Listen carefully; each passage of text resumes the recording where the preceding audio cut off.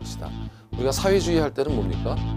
개인보다는 공동체를 우선하는 인간 생활의 개선을 목적으로 부동산 문제 등의 해결을 하기 위한 방법을 찾는 시장은 굉장히 효율적이거든요. 근데 그 시장이 고장났어. 자동차 고장난 거랑 똑같아. 그럼 고쳐야죠. 네. 시험과 관련된 부분을 지금부터 들어가 보시면 되겠습니다.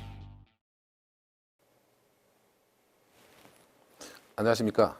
이번 시간은 기초인문 강의 제 8강입니다. 8강에서는 3편 부동산 시장을 강의하는데 그 중에 이번 시간은 1장을 전체를 할 거예요. 간략하게 살펴보시면 되니까 1절에서는 개념 특성, 2절에서는 주택시장, 3절은 부동산 시장과 정보의 효율성에 관해서 공부할 내용이죠. 이게 이번 시간에. 자, 흐름 보기로 들어가 보죠. 제 1절은 부동산 시장의 개념 및 특성인데 부동산 시장은 공간 시장, 이용하는 거죠. 공간을 이용하는 시장 혹은 자산 시장, 이건 투자 목적의 시장이고 두 시장은 부동산 개발업자를 통해서 연결되어 있다는 것 등을 정리하게 될 거고요. 부동산 시장과 완전 경쟁 시장을 비교해 보면 완전 경쟁 시장은 정보의 완전성, 그러니까 여기서 정보란 어떤 상품에 대한 정보를 완벽히 알고 있다라는 거죠. 그리고 그 상품은 동질적이고 이건 일물이라는 뜻이죠. 그리고 시장 참여자가 굉장히 많아서 경쟁적 시장이 되는 건데 부동산 시장은 그렇지 않아요. 사편, 정책론에서 정보의 비대칭성, 상품에 대한 정보를 알고 있는 정도가 달라요. 그리고 상품이 동질하지도 않아요. 개별성 때문에. 그리고 시장 참여자가 소수입니다. 고가성 때문에. 그러니까 경쟁 시장이 될 수도 없고 퍼펙트한 완전한 시장이 될 수도 없어요. 따라서 부동산 시장은 불안정 경쟁 시장이다. 이렇게 이제 얘기를 할 수가 있습니다. 그래서 완전 경쟁 시장이라면 일물에 대한 일물일가의 법칙이 적용되죠. 누가 가격을 조작할 수가 없어서 그 가격을 보고 의사결정을 했을 때 자원 배분이 효율적으로 이루어진다. 이 편에서 한번 보신 내용이에요. 그러나 부동산 시장은 일물 자체가 존재하지 않아요. 그래서 일물일가의 법칙이라는 것도 존재하지 않고 자원이 효율적으로 배분되지도 않습니다. 그렇죠? 네, 이렇게 이제 배우시게 될 거고요. 자, 1절 내용을 요약해 보기로 해요. 금방 보셨던 그대로 공간시장, 스페이스 마켓에서 공간을 이용하는 시장, 임대시장, 자산시장은 어셋 마켓 해가지고 투자 목적의 시장, 그리고 공간시장과 자산시장은 건설업을 매개로 연결된다. 그리고 부동산 시장의 특성은 상품에 대한 정보가 부족한 상태로 거래된다. 정보의 비대칭성이라는 거죠. 그래서 가격 왜곡이 발생하기 쉽다. 이건 뭐 굉장히 쉬운 내용들이에요. 개별성 때문에 상품의 표준화가 불가능하고 고가성 때문에 참여자가 소수이므로 경쟁 시장이 되기 어렵다. 그리고 부동성 움직이지 못하기 때문에 시장 규모는 지역적이다. 라고 해서 이건 뭐 더 이상 설명할 필요가 없을 정도로 간단하죠. 부동산의 특성과 거의 유사합니다. 자, 그래서 공간시장이라는 것은 이러한 이거는 주택이라는 공간을 이용하려고 하는 이용 목적의 시장이에요. 그렇죠? 이것은 말 그대로 이 집에 살기 위해서 임대차 들어가는 사람은 임차인은 이용자입니다. 상가든 주택이든. 그러나 자산시장은 이 집을 공급하는 임대인은 자산시장에 참여한 거겠죠. 투자 목적의 시장이에요. 이 집을 지어가지고 임차인에게 임대를 주는. 그렇죠? 그러니까 이제 공간을 사용하려고 하는 공간시장과 달리 임대료, 부동산 가치, 다시 말해서 집값 올라가면 시세 차익, 전매 차익을 얻지 않습니까? 그런 투자 시장이다라고 얘기할 수가 있어요. 그리고 두 시장은 건설업 혹은 개발업을 통해서 매개가 된다라는 거죠. 자, 개발업자가 공간 시장을 분석해서 가령 주택이 초과 수요 상태에 있다, 공급이 부족하다라고 하면 자금을 모아서 투자자를 모집해서 투자를 하겠죠. 그래서 부동산을 개발해내면 이용자에게 공급할 수 있는 거죠. 그래서 두 시장은 건설업 혹은 개발업자를 통해서 연결이 되어 있는 거다라는 정도만 보시면 되겠죠. 이것과 관련해서 자산시장에서는 투자론, 뭐 금융론 동에서 보시게 될 거고 공간시장과 관련해서는 지금부터 나오게 된 주택시장, 여가가정 뭐 이런 것들은 다 공간시장과 관련된 내용들이에요. 그리고 또한 자산시장과 관련된 내용은 이번 시간 3절에 효율적 시장 가설. 그러니까 이제 투자 목적의 시장은 이 부동산의 가치가 얼마나 변할 수 있는가, 정보에 민감하게 변할 수 있는가, 이런 것 등을 이제 볼 필요가 있는 거죠. 공간시장은 바로 이어서 2절에 주택시장에서 가령 여가과정이라든지 이런 것을 보면 물리적 어떤 공간을 이용하려는 사람들의 행태가 보여지는 겁니다. 이렇게 이어질 거다라고 생각하시면 되겠어요. 자, 부동산 시장의 특성은 생략하기로 해요. 이건 아까 읽어봤던 대로 똑같기 때문에 1편에서도 한 거기 때문에 자, 학습 내용 요약해서 설명을 드렸던 내용이에요. 용어 정리하기로 갑니다. 1장의 1절은 그냥 가벼운 주제입니다. 그래서 공간시장 하면 물리적 공간의 공급과 수요에 따라 임대료가 혹은 가격이 결정되고, 또 수요가 많으면 공급이 많으면 공실, 수요가 많으면 말 그대로 초과 수요, 공급 부족 이렇게 되겠죠. 자산시장은 투자 목적을 가진 사람들이 참여하는 시장 이렇게 정의할 수 있고, 자산시장에 참여하는 사람들은 이제 투자자다 이렇게 볼 수가 있겠죠. 가볍게 이거는 들어두고 넘어갑니다. 자, 셀프 체크를 한번 해보기로 해요. 1번을 보면 주택의 전매 차익을 얻기 위해 주택을 구매하는 사람을 공간시장의 참여자라고 한다. 어떨까요? 자, 여기서 전매 차익이라고 하는 것은 투자 목적이죠. 사서 시세가 남으면 판다. 이건 이용 목적이 아니죠. 투자 목적이죠. 그러니까 공간시장이 아니라 자산시장의 참여자죠. 그래서 틀린 거고요. 2번, 부동산 시장은 고가성 때문에 경쟁 시장이 되기 어렵고 부동성 때문에 국지적 시장의 형태를 보인다. 이건 어떨까요? 자, 이것은 네, 맞는 거죠.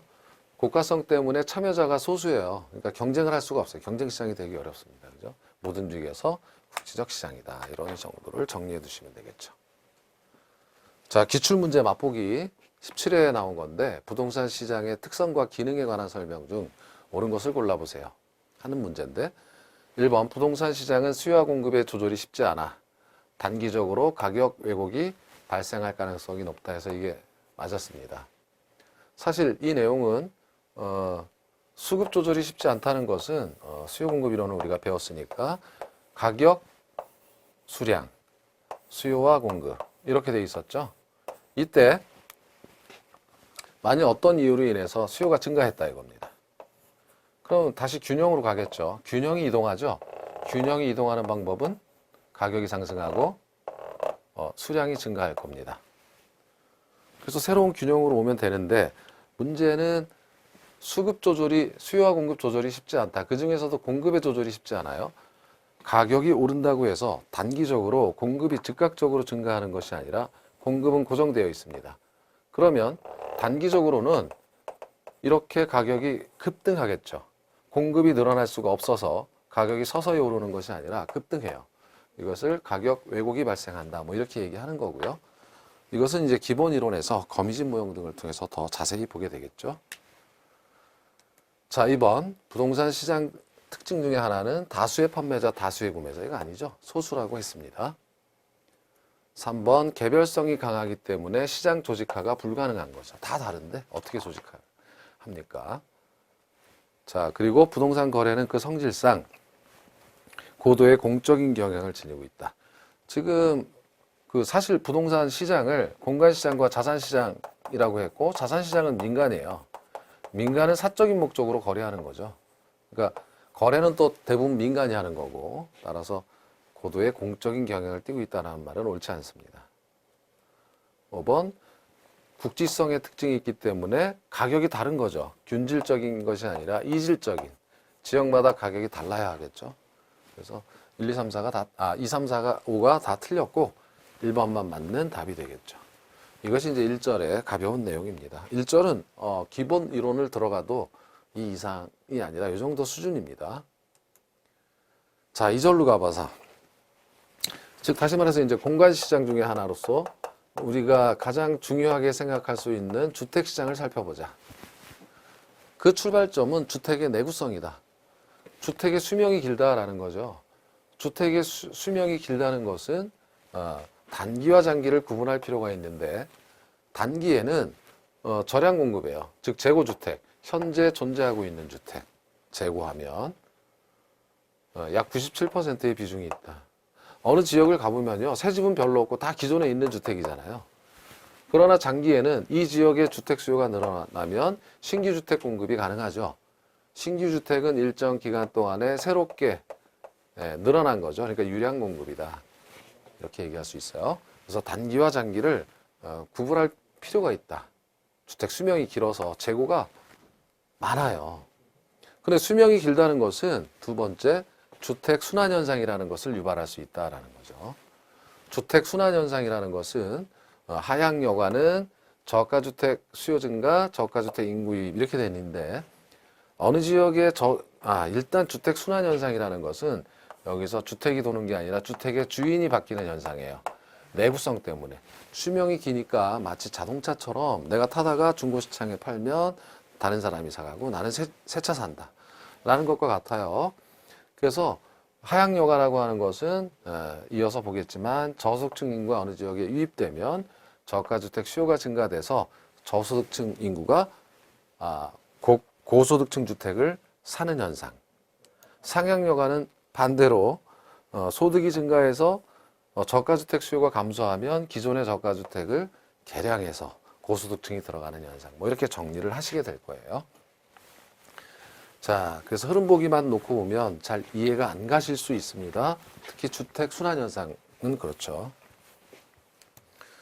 자, 일단 학습 내용 요약 및 해설. 요약을 한번 해보면 주택시장의 정의는 물리적 주택 혹은 주거 서비스에 대한 권리가 매매되는 것. 그래서 이 주거 서비스에 대한 정의를 해보실 필요가 있는 거고요. 잠시 후. 그리고 역시 장단기 균형을 봐야 되는데 단기의 주택 공급량이 고정됐다. 저량 공급이다 그랬죠. 그래서 수요 증가로 인해 가격 상승한다고 하더라도 주택 수량은 단기적으로 늘어나지 않아요. 그러나 장기적으로는 신규 주택 공급이 가능해서 균형이 이동하겠죠.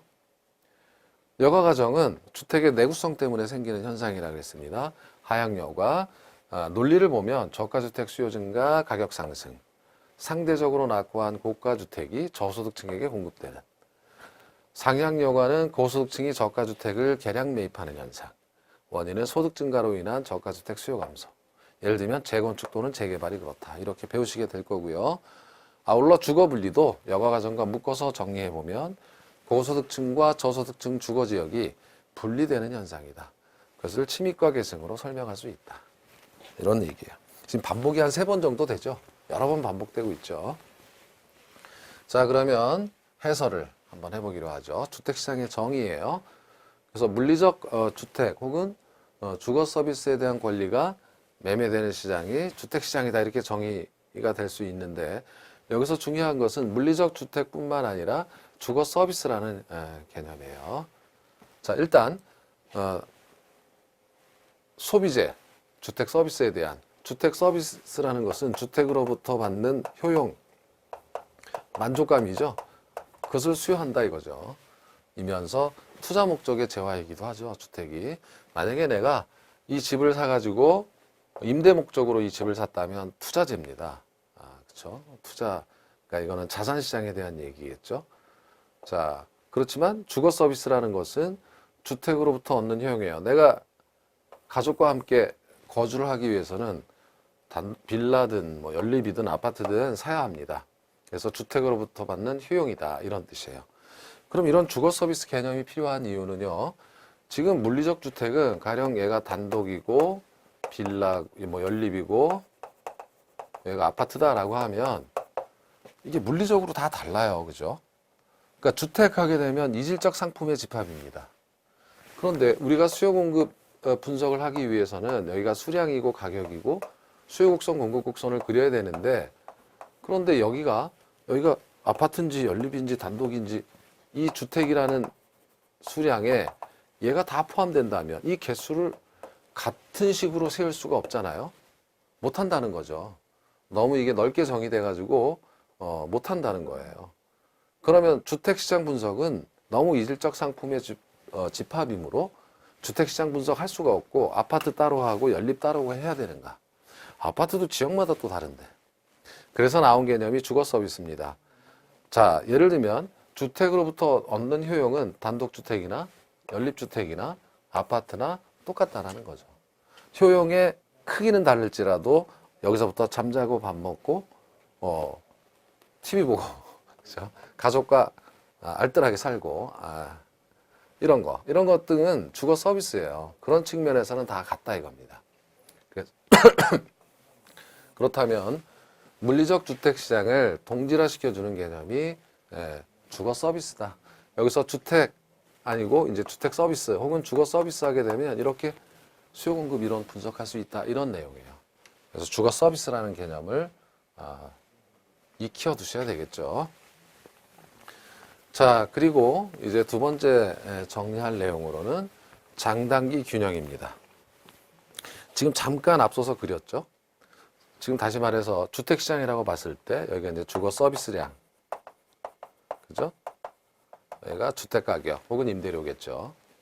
그런데 어느 지역에 주택 수요가 증가했다고 하더라도 단기적으로 주택 공급은 불변이니까 공급이 늘어나지 않으면 완전 비탄력적인 수직선이 되는 거죠. 가격이 올라도 공급량이 늘지 않아요. 가격만 급등하게 되는 거죠. 그래서 단기에 주택에 대한 공급은 고정되어 있고 이 주택은 기존에 존재하고 있는 주택, 저량 공급입니다. 이런 얘기고. 그래서 저량 공급이 유량 공급보다 훨씬 많은 거예요, 기본적으로. 자, 장기에는요, 이제는 신축 주택 공급이 가능하죠. 시간이 흐르면 장기에는 자, 이렇게 공급이 늘어나지 않습니까? 자, 이만큼 이렇게 공급 곡선을 따라서 가격 상승 때문에 공급량이 늘어났어요. 그러니까 가격도 아까처럼 많이 오르지 않고 원래보다 낮았죠. 이렇게 된다. 이런 정도만. 그래서 단기와 여기가 단기 균형, 장기 균형. 그건 좀 다르다. 생산에 오랜 기간이 걸리기 때문에 단기에는 공급이 늘어나지 않고 저량 공급만 있고 가격만 급등한다면 장기에는 가격이 이제 이때보다는 하락하죠. 하락하고 공급량도 늘어나더라. 그때 늘어나는 공급량은 새로 지은 거, 일정 기간 동안 새로 지은 공급량을 유량 공급이라고 하죠. 그래서 이렇게 신축 주택의 공급도 가능하다. 이 정도를 보시면 되겠습니다. 자, 이제는 여가 가정인데요. 여가 가정은 이 여가라고 하는 것은 필터링이에요. 영어로는 필터. 담배 필 때 필터가 있죠. 필터에서는 니코틴을 걸러주죠. 거르다는 뜻이 필터링이에요. 가령 하향여가 하게 되면 자, 여기 하향여가니까 하향은 필터링 다운이에요. 그러니까 아래 소득계층. 기본 가정이 소득계층은 고소득층과 저소득층으로 나뉜다. 고소득층은 집값이 비싼 거, 저소득층 집값이 싼 걸 수요한다. 가령 저소득층은 중고주택을 수요하고 고소득층은 새 거를 수요한다. 주로 이렇게 가정을 하는 거예요. 기본 가정이 좀 단순하죠. 이런 가정하에 자, 하향여가라는 것의 정의는 저소득층이 들어가고 고소득층이 나갑니다. 이렇게 되니까 하향, 아래 소득계층으로 바뀌어서 필터링 됐다, 걸러졌다 이겁니다. 여가가 됐어요. 그래서 하향여가, 방향성을 생각할 때 하는 저소득층, 상은 고소득층으로 바뀐다 이 뜻입니다. 이게 이제 정의라면 이런 현상이 왜 일어날까라는 거죠. 자, 가령 저가주택에 대한 수요 증가가 하나의 사례인데, 자, 이 지역에 말이죠, 공단이 들어섰다. 그래서 저소득층 인구가 유입합니다. 저소득층 인구가 대량 유입되면 저가주택에 대한 수요가 당연히 증가하겠죠. 여기 공장 다니려면은 뭐 외국인도 들어올 거고 이 근처에 집을 얻어야 돼요. 그러면 기존의 저가주택은 가격이 상승하겠죠. 기존의 저가주택은 가격이 상승합니다.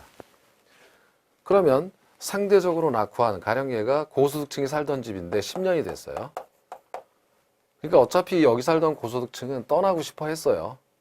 그런데 가격이 딱 올라주고 매매가 되니까 이제 던져버리고 가는 겁니다. 알았어, 팔고 나간다. 상대적으로 낙후된 고가주택이 저소득층에게 공급이 되는 거죠. 저소득층 입장에서도 저가주택 가격이 상승했기 때문에 얘하고 가격 차이가 안 나게 된 거예요. 나가고 들어오더라. 그래서 필터링 다운이다. 이렇게 되는 겁니다. 겁니다. 반면에 상향여가는요, 지금 이 왼쪽에 있는 판자촌을 보시면 여기가 도심이에요. 사실 실제적으로 도심에 있는 판자촌 지역이다. 그런데 자, 우리가 80년대 말부터 저는 행복한 사람, 요즘 청년들에 비하면 80년대 말에서 90년대 초에 취직을 했기 때문에 이때는 정말 경기 좋았죠. 무지하게 좋았어요. 외환위기 오기 전까지 중반. 무지 좋아하고 취직 엄청 잘 됐죠.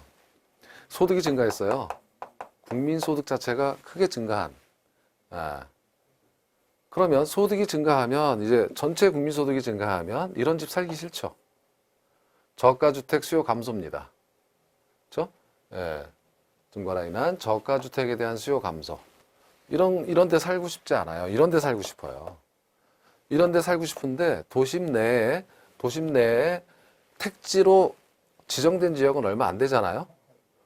논에다 집 질 수 없는 거잖아요. 그러면 이걸 어떻게 되냐면 이걸 개량하겠죠. 재건축. 이때 재건축 이런 거 많이 했죠. 혹은 재개발. 이렇게 되는 거예요. 하면서 이렇게 바뀌어요. 이렇게 바뀌면 자, 아무리 국민소득이 증가한다고 하더라도 여기서 소외된 계층이 있기 마련이고, 그러면 여기 들어올 수 있는 소득계층은 고소득층이고요. 그 다음에 여기서 분담금 내고 들어가야 되니까 못 들어가는 계층도 있을 거고, 저소득층은 여기서 일부 나가고 고소득층이 들어오게 되는 겁니다. 그럼 이거는 위의 소득계층으로 필터링 됐죠. 그래서 이것을 상향여가라고 해요. 그래서 보시면 고소득층이 저가주택을 매입해서 개량해서 입주하는 현상이라고 볼 수가 있는 거고요. 그 원인은 아까도 말씀드렸지만 소득 증가로 인한 저가주택에 대한 수요 감소가 이런 현상을 유발할 수 있다라는 겁니다. 그 사례로 저가주택의 재건축 또는 재개발을 들 수 있다, 이렇게 이제 보여드리는 겁니다. 자, 그 다음 주거분리라는 현상이 도시화 과정 속에서 필연적으로 나타난다. 자, 주거분리라는 것의 정의는 고소득층과 저소득층의 주거지역이 분리되는 현상이에요. 이것을 침입과 계승으로 설명할 수 있다 이겁니다. 가령 자,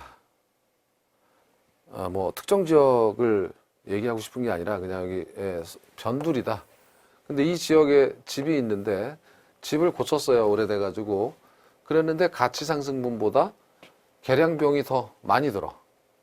2억 들여서 수리했는데 집값 1억밖에 안 올리면 이거 고칠 이유 없잖아요. 그렇죠? 그럼 떠납니다. 어딘가 다른 데로. 집 사서 가는 게 낫지. 고치느니. 그러면 이 지역으로 침입, 즉 저소득층 계층이 들어오겠죠. 여기 집값 자꾸 내려가네. 저소득층 계층이 유입하게 되는 겁니다. 이렇게 되면 하향여가 현상이 나타나죠. 하향여가에 의한 침입 현상이 나타나고, 시간이 흐르면 저소득층 지역으로 변했다. 이게 계승천이에요. 이제 변했구나라는 뜻입니다.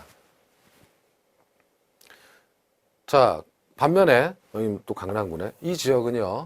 이 지역은 옛날에 여기 강남은 제가 어렸을 때도 제가 여의도에 자전거 타고 다니면 여의도가 다 갈대밭이었거든요. 제가 어렸을 때는.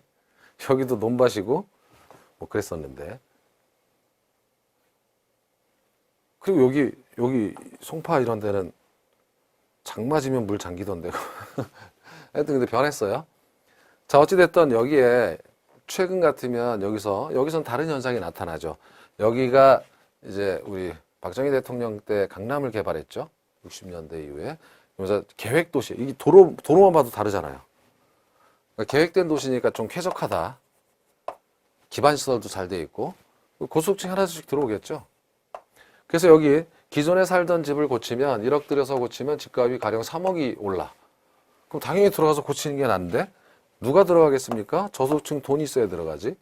고소득층이 들어갑니다. 상향여가에 의한 침입 현상이 나타나고, 이런 현상이 한 20년 지속된 것 같아요. 제가 생각해도. 그랬더니 고소득층 주거지역으로 바뀌었다. 이게 천이, 계승이죠. 천이 혹은 계승이라고 합니다. 바뀌었다 이거죠. 이러한 현상을 주거분리라고 한다. 그래서 도시화 과정 속에서는 주거분리 현상이 나타나요. 언젠가 세월이 지나면 역전이 또 됩니다. 이쪽이 쾌적해지고 이쪽은 낡아가지고 맛이 가고, 이런 현상이 약 선진 같은 경우는 100년 단위로 뭐 나타난다고 하나요? 그래서 자, 이렇게 이제 용어 정리를 하시면 되겠죠. 자, 이제 용어 정리. 용어 정리는 복습이죠 또. 주택 서비스. 주택에서 얻는 효용을 말한다. 자, 아까 의미는 이질적인 상품인 주택, 즉 단독, 빌라, 아파트, 연립 뭐 다 다르죠. 여기서 주택 서비스라는 개념을 도입해서 동질화시켜서 주택시장 분석의 일반 경제 이론, 수요 공급 이론을 적용시켜서 분석할 수 있다라는 거예요. 주택이라는 커다란 범주를 분석할 수 있게 해주는 개념이다. 그리고 단기 균형과 장기 균형, 단기는 재고주택만 공급되고 장기에는 신규 주택이 공급된다. 장기에는 공급이 증가하니까 단기 균형에서보다 가격은 하락하겠죠. 수량은 증가하고 가볍게 읽어두시면 되는 거고요. 하향여가란 정의가 고소득층 주택이 저소득층에게로 이전되어 저가주택으로 대체되는 현상. 상향여가는 고소득층이 저가주택을 개량하고 매입해서 위의 소득계층으로 바뀌는 것. 침입은 어떤 지역 기능에 대한 다른 형태의 기능이 유입되는 현상. 저소득층이 살던데 다른 형태의 고소득층 주거지역이 들어선다든 침입이죠. 계승, 침입의 결과 어떤 지역의 토지 이용이 다른 유형의 토지 형태로 변해가는 과정. 천이라는 용어가 이제 생명과학 용어다. 옛날에 생물이라고 했던 거 요즘은 생명과학이라고 하죠. 생명과학 용어인데 이것은 숲이요.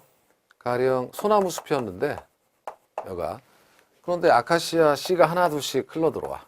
바람에 날려서 한 30년 지났더니 소나무 다 죽고 아카시아 나무로 변했다. 이게 천이에요. 숲이나 생태계에서 긴 시간 동안 재련하는 자연적인 변화 과정을 말하는데 이것을 주택의 여과 과정에 도입해서 주거분리 현상이 나타나는 원인을 이렇게 생태학적 현상으로 설명할 수 있다라는 그런 내용이겠죠.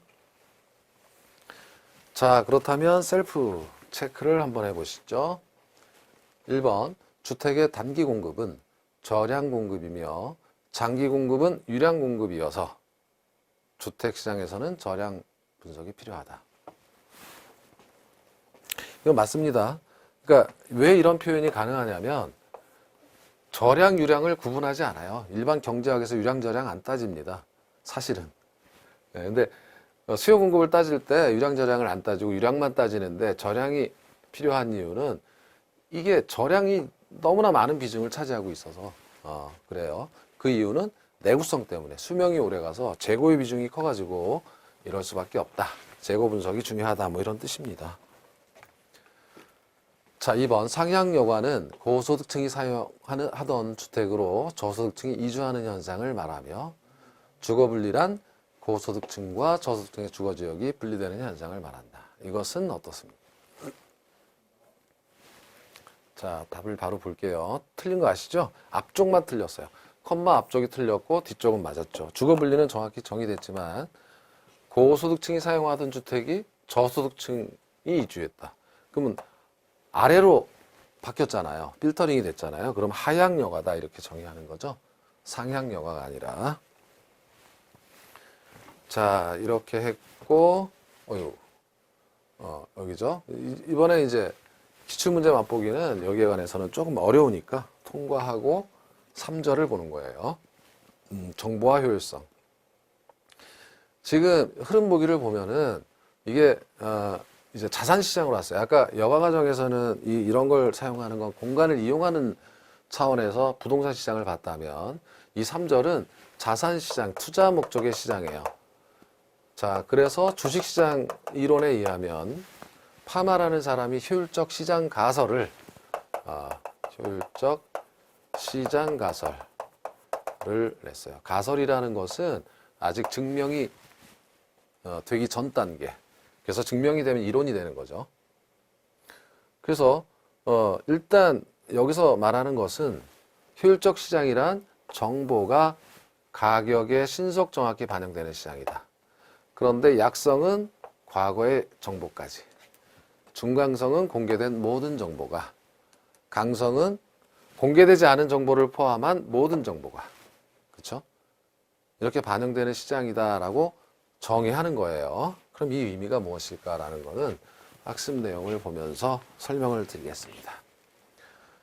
자, 효율적 시장의 정의는 정보가 주가나 부동산 가격, 즉 자산의 가격에 신속 정확히 반영되는 시장, 이렇게 정의해 놓고, 그 어디까지의 정보가 그러냐라고 하면 약성은 과거 정보, 중강성은 과거 정보를 포함한 현재 공표되는 정보까지, 강성효율적 시장은 이걸 다 포함하고 공개되지 않은 정보까지도 반영되는 시장이다, 이렇게 정의할 수가 있고, 강성효율적 시장에서는 너무 전지전능한 시장이라 어떠한 방법으로도 초과이익을 얻을 수 없다, 뭐 이렇게 정의할 수가 있습니다.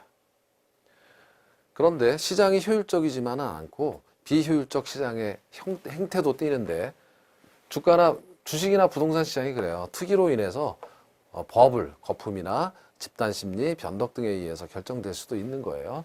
두 가지가 다 동시에 존재할 수 있어요. 어떨 때는 효율적이다가 비효율적으로 변할 수도 있는 겁니다. 자, 일단 여기서 포커스는 효율적 시장을 의미하는 건데, 이게 주식시장 장이에요. 거래소. 그러면 정보가 발생했을 때, 자, 가격이 이제 가만히 있다가 여기가 뭐 5분 지났다. 정보 발생하고 여기까지가 10분이 지났다. 뭐 1시간이 지났다 합시다. 1시간. 그리고 정보 발생 시점부터 서서히 가격이 오른다 이거죠. 이거는 효율적 반응이 아니에요. 왜냐하면 신속하지 않잖아요. 이게 너무 딜레이 됐죠. 지연 반응이라고 하는 거고. 그럼 얘는 신속히 반영됐는데 갑자기 꺾여요. 그럼 얘는 정확하지 않은 겁니다. 과잉 반응이 된 거예요. 그래서 얘는 과잉 반응 후 조정이다, 이렇게 얘기를 하는 거예요. 이렇게. 그러면 효율적 반응이라는 것은 어떤 거냐면 이렇게 점프하는 겁니다. 실제 주식시장에서도 점프한다, 이렇게 얘기하거든요. 점프했잖아요. 폴짝 뛰면 이렇게 되는 거죠. 그리고 신속할 뿐만 아니라 정확히 반영됐죠. 이러한 시장이 효율적 시장이다, 이겁니다. 그렇죠? 자, 이번에도 그랬죠? 이상하게 롯데 포함해서 면세점, 얼마 전에 황금알을 낳는 거의 대기업들의 면세점 입찰이 있었죠. 그런데 떨어질 회사의 주가는 발표되기도 전에 미리 빠졌고, 그죠? 예. 붙을 회사의 주가는 미리 올랐다고 하잖아요. 그러니까 효율적 시장이 아니에요. 이거는 시장이 뭔가 정보가 샜든지. 자, 어쨌든 효율적 시장이라는 의미는 발생 즉시 가격이 반영되는, 신속 정확히 반영되는 것이다. 그런데 파마라는 사람은 주식시장을 보고 세 가지 형태의 시장이 있을 것이다. 약성이라는 건 위크, 좀 약하다는 거예요. 효율적인 정도가. 그런데 약한 것이 신속 정확히 약한 것이 아니라 어디까지의 정보냐라는 정보의 범위입니다. 그래서 과거의 정보까지만 신속 정확하게 반영되어 있다. 과거의 정보가 그러면 다 반영되어 있는 약성 효율적 시장에서는 과거의 정보를 이용해서 내 정보 얻었어. 근데 이미 가격엔 다 반영되어 있는데 이걸 가지고 내가 어떻게 해볼 수는 없잖아요. 초과 이윤을 실현할 수가 없습니다. 라는 거죠. 자, 중강성 효율적 시장은 얘를 포함하는 시장이에요. 앞서 흐름 보기 그림처럼. 그러니까 과거 정보 포함되고 현재 공표되는 정보까지도 신속 정확히 반영되는 시장이다.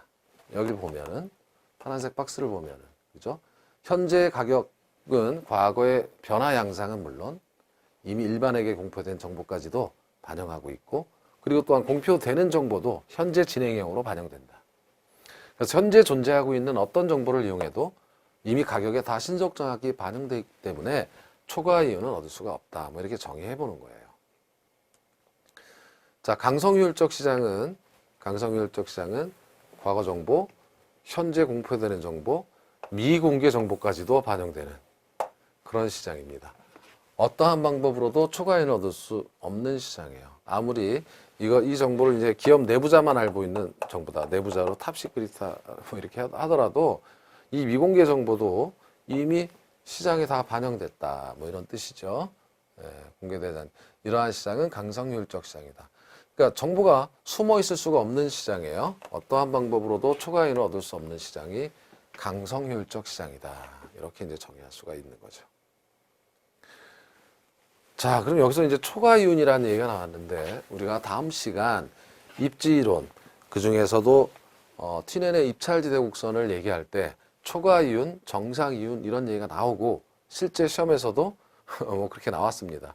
그래서 이 즈음에서 초과이윤을 정리해 보기로 해요. 정상이윤과. 왜냐하면 효율적 시장에서 기술적 분석과 기본적 분석은 무의미하다. 그래서 잠시 후 기술적 분석과 기본적 분석을 설명드릴 텐데 이 분석이 필요 없다는 것이 아니라 이 분석을 해도 효율적 시장이라면 초과 이윤을 얻을 수 없다라는 거니까 정상 이윤을 얻을 수 있는 거예요. 이 시장에서도. 초과 이윤이 뭐냐 이거죠. 그걸 정의해보자 이 뜻입니다. 자, 우리가 일반적으로 총 이윤하면 총 수입에서 총 비용을 뺀 걸 말합니다. 총 수입은 당연히 매출액에서 판매하고 받은 금액이 매출액이죠. 이거는 판매량에다 가격을 곱하면 돼요. 그래서 총 수입에서 총 비용을 빼면 돼요. 기업이 생산 과정에 투입한 비용이 뭐 지대나 임대료, 원료비나 임금, 돈을 빌렸으면 이자를 줘야 되고 이런 걸 다 빼고 나오면 이게 총 이윤이 되는 겁니다. 이 총 이윤은 자 가령 이렇게 여기 사례를 들어보기 하죠. 총 수입은 1,000만 원이고 사업을 통해서 이제 1,000만 원씩 팔았어요. 그런데 이 1,000만 원어치를 팔기 위해 들어간 비용이 700만 원이다 그러면 총 이윤은 300만 원이겠죠. 가령 수입이 1,000만 원이고 700만 원의 비용이 들어갔으니까 총 이윤은 300만 원이다 이렇게 얘기할 수가 있다라는 겁니다. 그런데 이 총 이윤은 정상 이윤과 초과 이윤으로 나뉘어져요. 정상 이윤이라고 하는 것은 자, 이게 말이 어려워요. 동일한 상품을 계속 생산하게 하는 유인으로서 충분한 정도의 이윤이다. 초과 이윤이라는 것은 정상 이윤을 초과하고 있는 이윤이다. 그래서 이 사례를 들어봐요. 자, 해당 사업의 총 이윤이 300만 원인 경우예요. 그런데 사업주가 다른 일을 할 경우 얻을 수 있는 근로소득이 200만 원이라면 그쵸? 정상 이윤이 200만 원이에요. 얘가 정상 이윤입니다. 최소한 내가 이 사업을 할 때 200만 원 정도는 얻어야만 내가 생산을 계속하겠다 이겁니다. 만약에 총 이윤이 150만 원이라면 이 사업을 뭐하라 합니까? 그냥 사업 다른 일을 하죠. 그냥 다른 데 고용되면 된다는 거예요.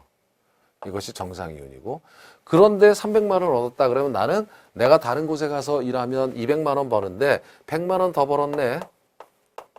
그래서 정상 이윤은 200만 원이고 초과 이윤은 100만 원입니다. 그래서 얘는 200만 원이고 우리 사례에서는 초과 이윤은 100만 원으로 구성되어 있다 이겁니다.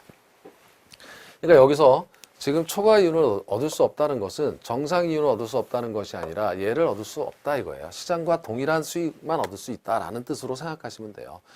당신이 분석을 열심히 한다고 해서 남들보다 수익을 더 얻는 건 아니다 이런 뜻으로 이해하시면 되겠죠. 물론 이 내용은 이제 다음 시간 튜넨의 입찰지대 이론에서도 설명이 되겠죠. 어쨌든 이 개념이 조금 기초인문이긴 하지만 한번 정의는 해보고 넘어갈 필요가 있었다.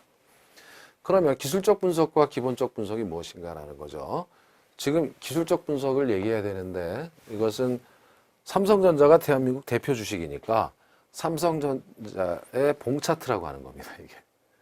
이게 어느 날짜인가?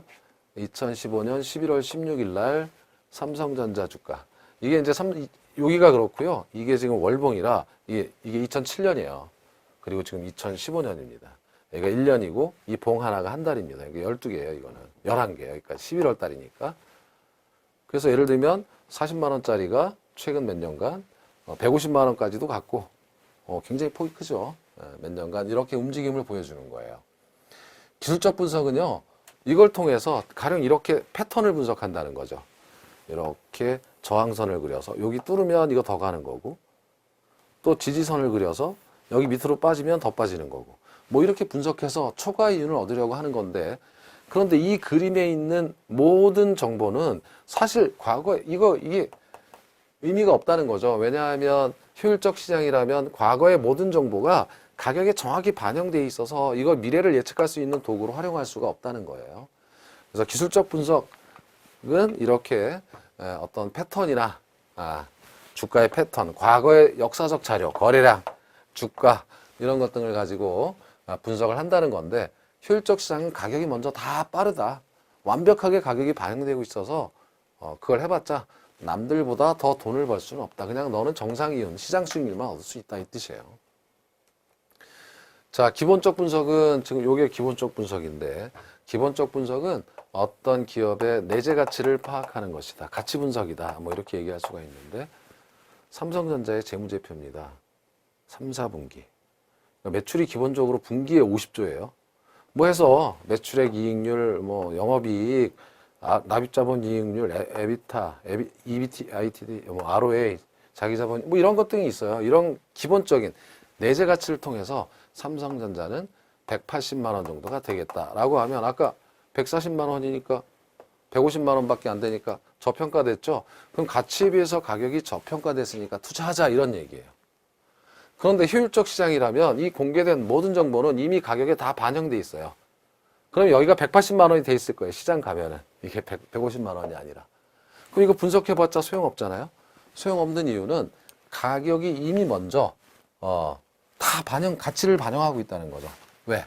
효율적 시장은 이러한 공개된 모든 정보가 바로 즉각적으로 정확하게 가격에 반영되어 있기 때문에 이런 뜻이에요.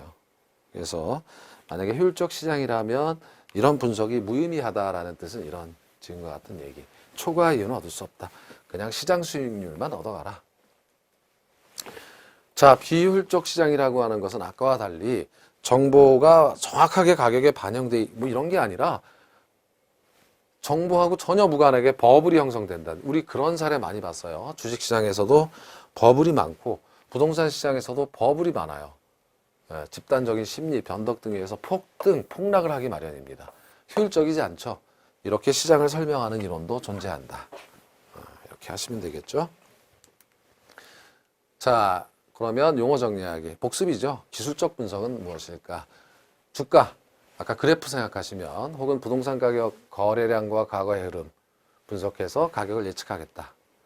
가격 자체 또는 거래량 활동 등을 계량, 도표하여 그것으로부터 과거의 일정한 패턴이나 추세를 찾아내고 이 패턴을 이용해서 주가 변동을 예측하려 하지만 그래봤자 소용없다라는 거죠. 예.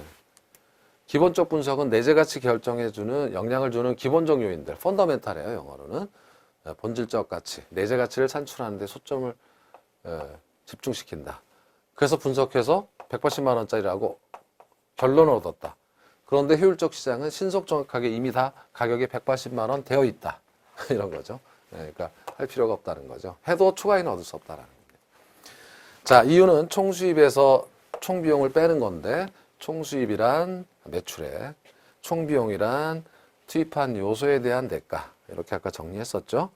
그리고 정상 이유는 내가 다른 데 가서 벌 수 있는 만큼만 그 정도 최소한 벌면은 난 이거 사업해도 되겠다. 그 정도의 이윤이고 초과 이윤은 이걸 넘어서는 이윤이다. 뭐 이렇게 정리를 했었습니다. 자, 셀프 체크를 해보시죠. 1번 효율적 시장이란 어떤 정보의 변화로 인한 자산의 가치가 신속 정확하게 가격에 반영되는 시장을 말한다.